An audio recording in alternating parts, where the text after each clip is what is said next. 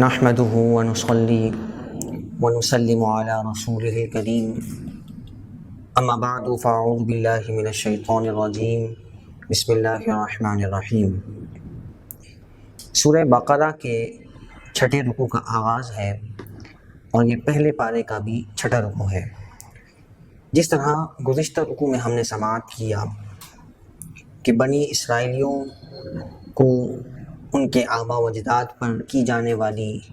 نعمتیں یاد دلائی گئیں، اور حضور علیہ السلام کے زمانے کا جو یہودی اور عیسائی ہیں انہیں وہ انعامات و اکرامات یاد دلا کر اور اللہ کے فضل و انعامات کا تذکرہ کر کے انہیں نبی پاک علیہ السلام پر ایمان لانے کا حکم دیا گیا۔ تو اس رکوع میں بھی اسی حوالے سے تذکرہ موجود ہے، اور بالخصوص یہودیوں پر جو انعام اکرام ہوئے حضرت موسیٰ علیہ السلام کے دور مبارک میں، ان کا یہاں ذکر کیا گیا۔ چنانچہ ارشاد ہوا یا بنی اسرائیل اذکروا، اے اولاد یعقوب، اے بنی اسرائیل تم یاد کرو، نعمتی التی انعمت علیکم، میری وہ نعمت جو میں نے تم پر کی، وانی فضلتکم علی العالمین، اور بے شک میں نے تمہیں اس وقت کے سارے جہانوں پر فضیلت دی۔ یعنی جب حضرت موسیٰ علیہ السلام موجود تھے تو اس وقت بنی اسرائیلی پوری دنیا میں سب سے معزز اور افضل قوم تھے، لیکن پیارے آقا علیہ السلام آپ کی امت کا یہ اعزاز ہے کہ گزشتہ تمام امتوں سے اس امت کو بہتر اور افضل بنایا گیا۔ تو یہ اس زمانے کے اعتبار سے فضیلت کا ذکر ہے کہ اس جہاں میں جتنے بھی لوگ تھے، اس وقت جتنے بھی لوگ آباد تھے، سب پر بنی اسرائیلیوں کو فضیلت دی گئی۔ وَاتَّقُوا يَوْمًا لَا تَجْزِي نَفْسٌ عَن نَفْسٍ شَيْئًا، اور ڈرو اس دن سے کہ جس دن کوئی جان کسی دوسرے جان کا کچھ بدلہ نہ ہوگی۔ یعنی ہر ایک کو اپنے اعمال کا حساب خود دینا ہے، وہ نفسا نفسی کا دور ہوگا اور ہر ایک کو اپنی پڑی ہوگی۔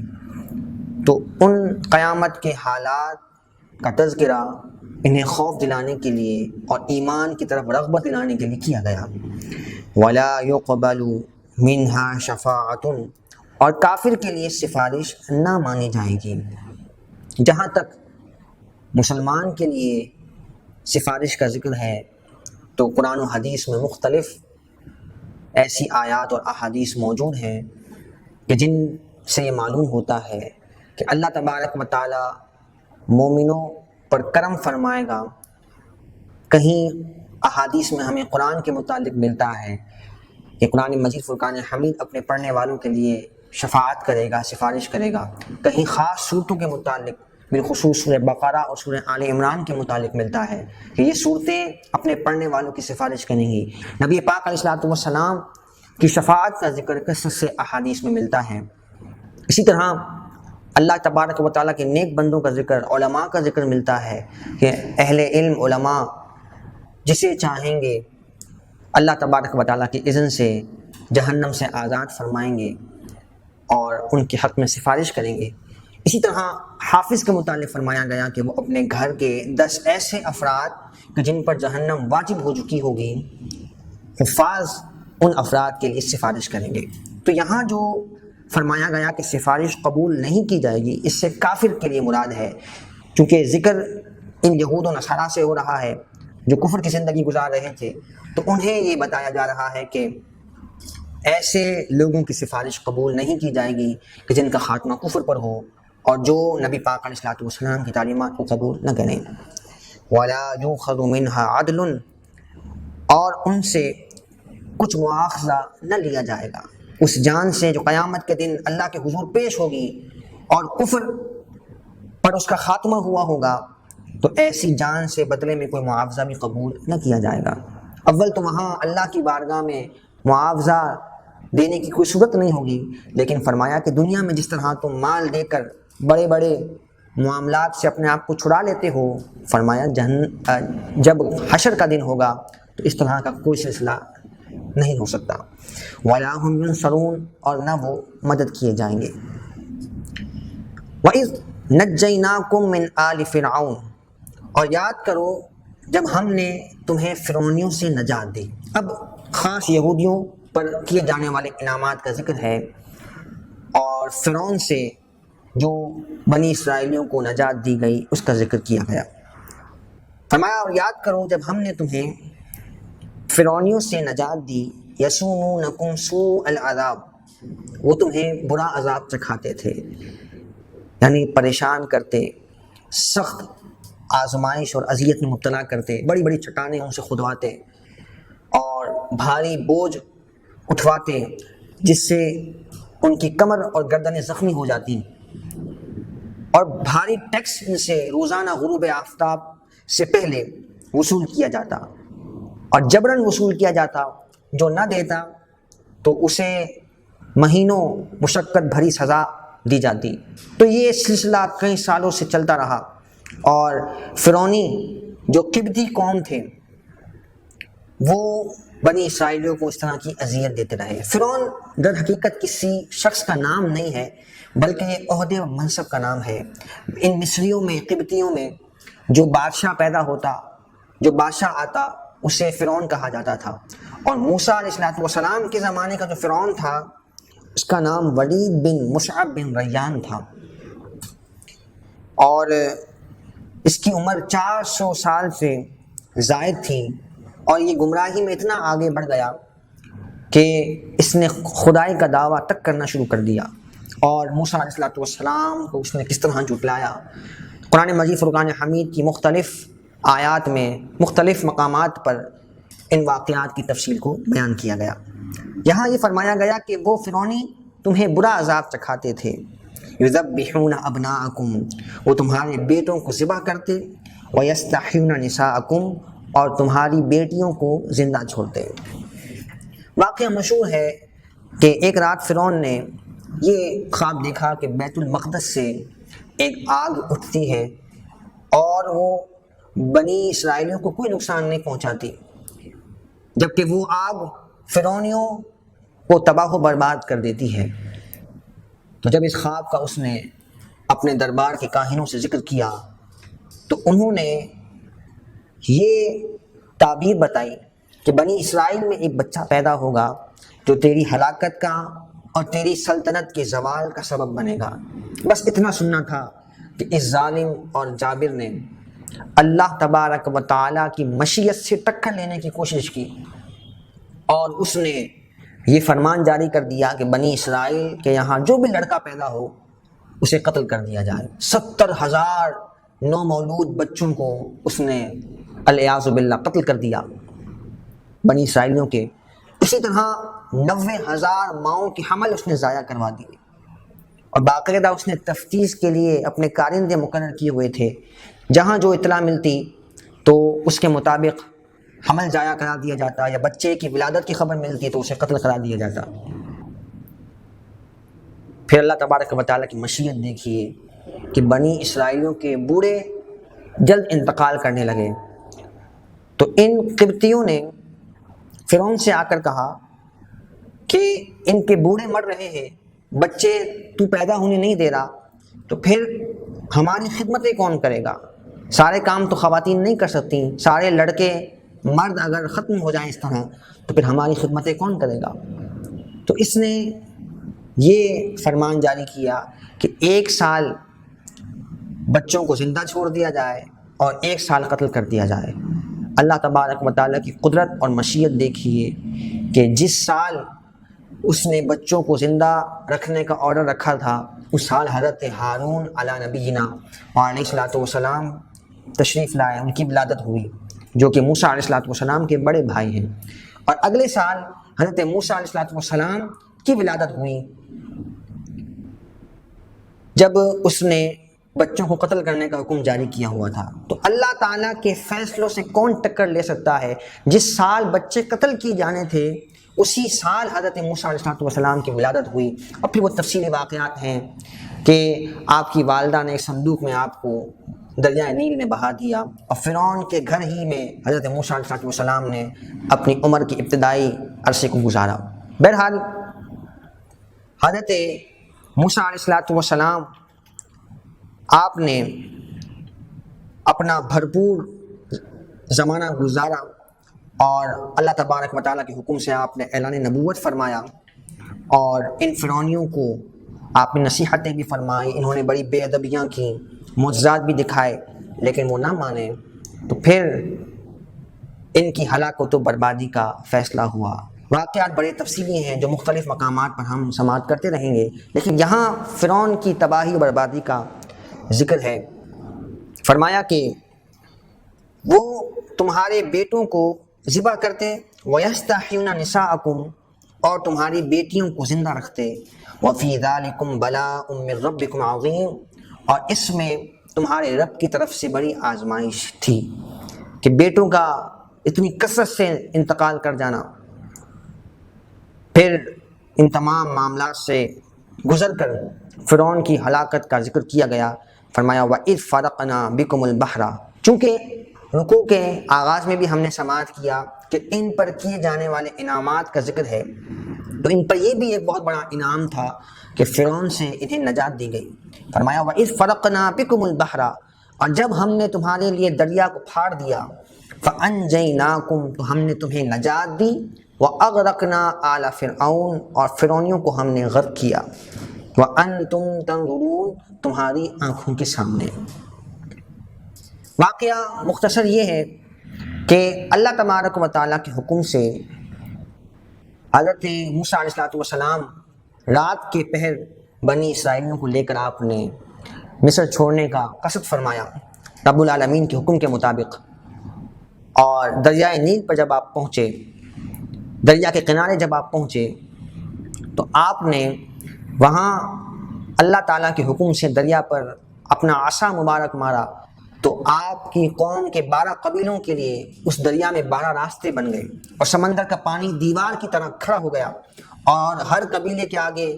ایک ٹرانسپیرنٹ دیوار تھی جس سے وہ آمنے سامنے ایک دوسرے کو دیکھ بھی سکتے، اور روشن دان بھی تھے جس سے وہ ایک دوسرے کی آواز سنتے اور باتیں کرتے۔ تو اس طرح یہ بنی اسرائیلیوں کا لشکر، فرعون جب وہاں دریا کے کنارے پہنچا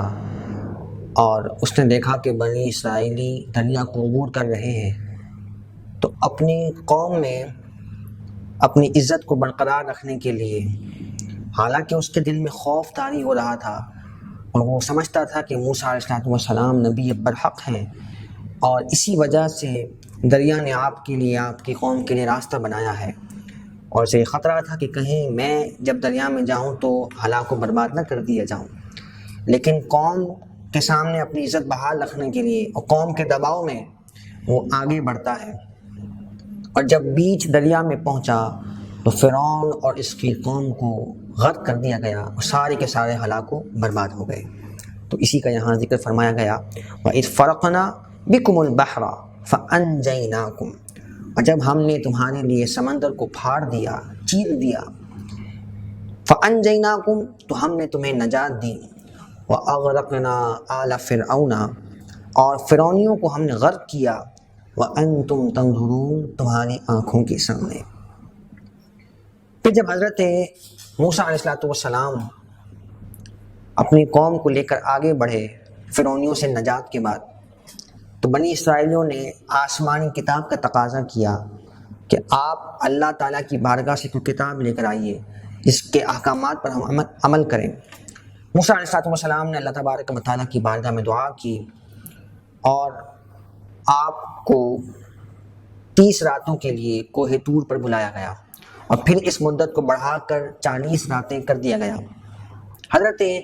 موسیٰ علیہ نبینا علیہ السلام جب 40 راتیں کوہ طور پر قیام فرما کر توریت کو تختیوں کی شکل میں لے کر واپس آئے، تو دیکھا کہ آپ کی وہ قوم جنہیں آپ حضرت ہارون علیہ السلام جو آپ کے بھائی ہیں ان کی نگرانی میں چھوڑ کر گئے تھے، 12,000 افراد کے علاوہ ساری کی ساری قوم بچھڑے کی پوجا میں مبتلا ہو چکی تھی، اور ایک سامری بدبخت تھا جس نے مال غنیمت کے سونے سے ایک بچھڑا بنایا اور پوری قوم کو اس کی پوجا پر لگا دیا۔ تو اس کا یہاں ذکر ہے وَإِذْ وَاعَدْنَا مُوسَىٰ 40 لَيْلَةً، اور جب ہم نے موسیٰ علیہ السلام سے 40 راتوں کا وعدہ لیا۔ ثم اتخذتم العجل، پھر تم نے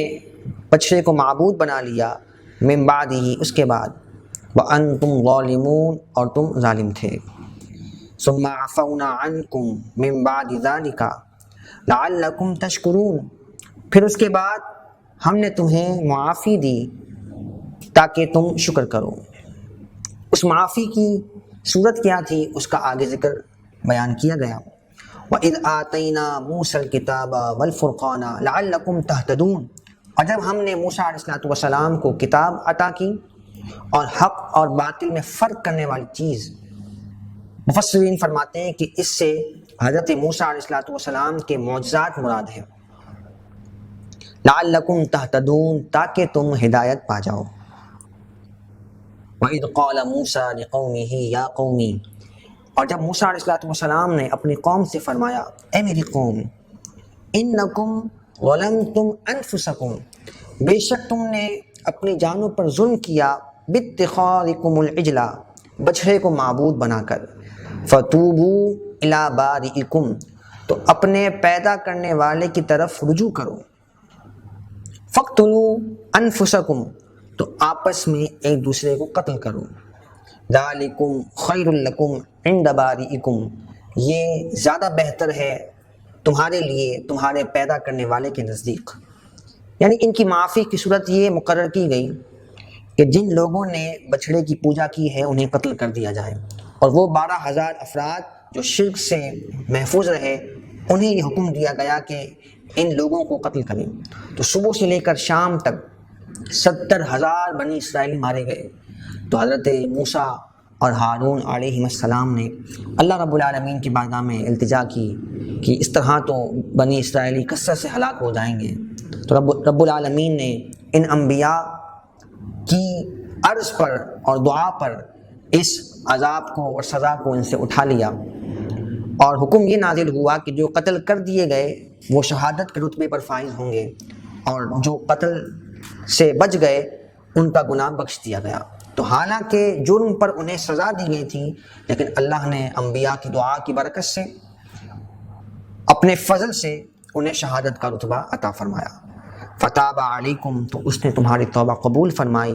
انہ هو التواب الرحیم، بے شک وہ بہت توبہ قبول کرنے والا مہربان ہے۔ وَإِذْ قُلْتُمْ يَا مُوسَىٰ لَن نُؤْمِنَ لَكَ حَتَّىٰ نَرَى اللَّهَ جَهْرَةً، جب یہ بچڑے کی پوجا کا معاملہ ہو گیا تو حضرت موسیٰ علیہ السلام نے اپنی قوم کے 70 افراد کو منتخب کیا اور انہیں اللہ تبارک و تعالیٰ کی بارگاہ میں معافی اور توبہ کے لیے آپ طور پہاڑ پر لے گئے۔ تو وہاں جا کر انہوں نے کیا کہا؟ قرآن کہتا ہے وَإِذْ قُلْتُمْ يَا مُوسَىٰ، اور جب تم نے کہا اے موسیٰ، لَن نُؤْمِنَ لَكَ حَتَّىٰ نَرَى اللَّهَ جَهْرَةً، ہرگز ہم آپ کا یقین نہیں کریں گے جب تک ہم اللہ کو اعلانیہ نہ دیکھ لیں، جب تک اپنی آنکھوں کے سامنے ہم اللہ کو نہیں دیکھ لیں گے ہم آپ کا یقین نہیں کریں گے۔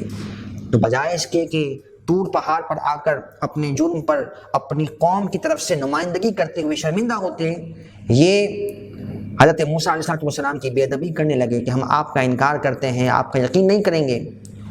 تو کیا ہوا؟ فَأَخَذَتْكُمُ الصَّاعِقَةُ، تو تمہیں کڑک نے پکڑ لیا، ایک زوردار آواز آئی اور سارے کے سارے یہ 70 افراد ہلاک ہو گئے۔ حضرت موسیٰ علیہ السلام نے اللہ رب العالمین کی بارگاہ میں دعا کی کہ مولا، میں اپنی قوم کو جا کر کیا جواب دوں گا؟ وہ میرے مخالف ہو جائیں گے کہ ان کے میں منتخب جو معزز افراد سمجھے جاتے تھے انہیں میں لے کر گیا اور سارے مارے گئے۔ تو اللہ تعالیٰ نے حضرت موسیٰ علیہ السلام کی دعا کی برکت سے ان 70 افراد کو دوبارہ زندہ فرمایا۔ تو پتہ چلا کہ اللہ تبارک و تعالیٰ اپنے پیاروں کی دعا کی برکت سے مردے بھی زندہ فرما دیتا ہے۔ قرآن بیان کرتا ہے وَأَنْتُمْ تَنظُرُونَ، اور تم دیکھ رہے تھے، ثُمَّ بَعَثْنَاكُمْ مِن بَعْدِ مَوْتِكُمْ، پھر ہم نے تمہیں زندہ کیا تمہارے مر جانے کے بعد، لَعَلَّكُمْ تَشْكُرُونَ، تاکہ تم شکر کرو، وَظَلَّلْنَا عَلَيْكُمُ الْغَمَامَ، اور ہم نے تم پر بادل کا سایہ کیا۔ حضرت موسیٰ علیہ السلام نے اپنی قوم سے اللہ رب العالمین کے حکم کے مطابق بیت المقدس کی طرف جانے کا حکم ارشاد فرمایا کہ وہاں قوم عمالقہ آباد ہیں جو بڑے ظالم و جابر لوگ ہیں، تو ہم ان سے مقابلہ کر کے بیت المقدس کی مقدس سرزمین کو پاک کریں اور وہاں جا کر آباد ہوں۔ تو پہلے تو انہوں نے بڑا انکار کیا، پس و پیش کیا، پھر بالآخر وہ تیار ہو گئے، اور راستے میں جب بھی کوئی تکلیف ہوتی تو وہ شکوے شکایات کرتے۔ تو راستے میں جب ایک صحرا سے گزر ہوا تو انہوں نے دھوپ اور گرمی کا شکوہ کیا، تو اللہ تبارک و تعالیٰ نے ان پر بادل کا سایہ فرمایا، اس کا یہاں ذکر ہے۔ تو یہ سارے ان پر ہونے والے انعامات کا یہاں ذکر کیا گیا، اور پیارے آقا علیہ الصلوۃ والسلام کے دور کے جو یہودی ہیں انہیں ترغیب دلائی گئی کہ تم پر اتنے اللہ تعالیٰ نے انعام و اکرامات کیے، تو تمہیں بھی چاہیے کہ اللہ تعالیٰ کے نبی کی تم تعظیم کرتے ہوئے اتباع قبول کر لو اور ان پر ایمان لے آؤ۔ فرمایا وَظَلَّلْنَا عَلَيْكُمُ الْغَمَامَ، ہم نے ان پر بادل کا سایہ کیا، وَأَنزَلْنَا عَلَيْكُمُ الْمَنَّ وَالسَّلْوَىٰ، اور تم پر من و سلوہ کو اتارا۔ من ایک میٹھی چیز تھی اور سلوہ ایک بنا ہوا پرندہ۔ انہیں اللہ تعالیٰ کی بارگاہ سے جنت سے یہ نعمتیں عطا کی گئیں، اور صبح کے وقت یہ اترنا شروع ہوتے اور طلوع آفتاب تک یہ سلسلہ جاری رہتا، اور انہیں حکم یہ تھا کہ تم ایک دن کی جتنی ضرورت ہے اتنا جمع کر لو، ایک دن سے زائد جمع نہ کرنا۔ لیکن یہ ضدی قوم تھی، انہوں نے اس حکم کی بھی نافرمانی کی، اور ایک دن سے زیادہ اناج کا ذخیرہ شروع کر دیا گیا، جس کی وجہ سے یہ اناج سڑنا شروع ہو گیا اور یہ نعمت ان سے چھین لی گئی۔ فرمایا گیا کلوا من طیبات ما رزقناکم، کھاؤ اس پاکیزہ رزق میں سے جو ہم نے تمہیں دیا۔ وما ظلمونا ولکن کانوا انفسهم یظلمون، اور انہوں نے ہمارا کچھ نہیں بگاڑا لیکن وہ خود اپنی جانوں پر ظلم کرتے تھے، یعنی اس طرح کی نافرمانیاں کر کے خود انہوں نے اپنے آپ کو نعمتوں سے محروم کیا۔ وَإِذْ قُلْنَا ادْخُلُوا هَٰذِهِ الْقَرْيَةَ، اور جب ہم نے انہیں کہا کہ اس بستی میں داخل ہو، فَكُلُوا مِنْهَا حَيْثُ شِئْتُمْ رَغَدًا، تو تم کھاؤ اس میں سے جہاں سے تم چاہو بلا روک ٹوک، یعنی جہاں بیت المقدس میں انہیں داخل ہونے کا کہا گیا، فرمایا گیا کہ قوم عمالقہ کو ہٹا کر تم اس مقدس سرزمین میں آباد ہو جاؤ اور یہاں کی نعمتوں سے بلا روک ٹوک فائدہ اٹھاؤ۔ اور انہیں حکم یہ تھا کہ جب اس شہر میں داخل ہو تو اپنے کرتوتوں پر توبہ کرتے ہوئے، سجدہ کرتے ہوئے، اور حطۃ جو مغفرت اور توبہ کا کلمہ ہے وہ کہتے ہوئے داخل ہو جاؤ۔ فرمایا وادخلوا الباب سجدا، اور تم دروازے میں سجدہ کرتے ہوئے داخل ہو جاؤ۔ وقولوا حطۃ، اور کہو ہمیں بخش دے، نغفر لکم خطایاکم، ہم تمہاری خطاؤں کو مٹا دیں گے، بخش دیں گے۔ وسنزید المحسنین، اور عنقریب ہم نیکوکاروں کو زیادہ دیں گے۔ اب بجائے اس کے کہ یہ اللہ تعالیٰ کے ان احکامات کی پیروی کرتے، سجدہ کرتے ہوئے شہر کے دروازے میں داخل ہوتے، اور حطۃ جو توبہ کا کلمہ ان کو سکھایا گیا وہ کہتے، انہوں نے کیا کیا؟ قرآن کہتا ہے فَبَدَّلَ الَّذِينَ ظَلَمُوا قَوْلًا غَيْرَ الَّذِي قِيلَ لَهُمْ، تو ظالموں نے بات کو دوسری بات سے بدل دیا جو ان سے کہی گئی، یعنی کہا کچھ گیا تھا، کہا انہوں نے کچھ اور۔ حطۃ کے بجائے انہوں نے حنطۃ یعنی گندم کہنا شروع کر دیا، اور سجدے کے بل جانے کا حکم تھا تو انہوں نے سلیم کے بل یعنی بیٹھ کر اپنے آپ کو گھسیٹ کر وہ شہر کے دروازے میں داخل ہوئے۔ تو پھر کیا ہوا؟ فَأَنزَلْنَا عَلَى الَّذِينَ ظَلَمُوا رِجْزًا مِّنَ السَّمَاءِ، تو ہم نے ظالموں پر آسمان سے عذاب کو اتارا۔ اور مفسرین فرماتے ہیں کہ یہ عذاب طاعون کا عذاب تھا، اور یہ بیماری تیزی کے ساتھ ان میں پھیل گئی اور انہیں اس کا بہت نقصان اٹھانا پڑا۔ بما كانوا يفسقون، اس سبب سے کہ وہ فسق کرتے تھے، حکم عدولی کرتے تھے۔ تو ان نبی پاک علیہ الصلوۃ والسلام کے زمانے کے یہودیوں کو یہ ساری نعمتیں یاد دلائی گئیں، انعامات و اکرامات یاد دلائے گئے، اور اس زمانے کے یہودیوں کی نافرمانی یہ مقرر کی گئی کہ جن لوگوں نے بچھڑے کی باتوں والسلام کی خلاف ورزی سے باز رہیں اور حضور علیہ الصلوۃ والسلام پر ایمان کو قبول کریں۔ اللہ تبارک و تعالیٰ ان آیات میں جو نصیحت کی باتیں ہیں ہمیں بھی عمل کی توفیق نصیب فرمائے۔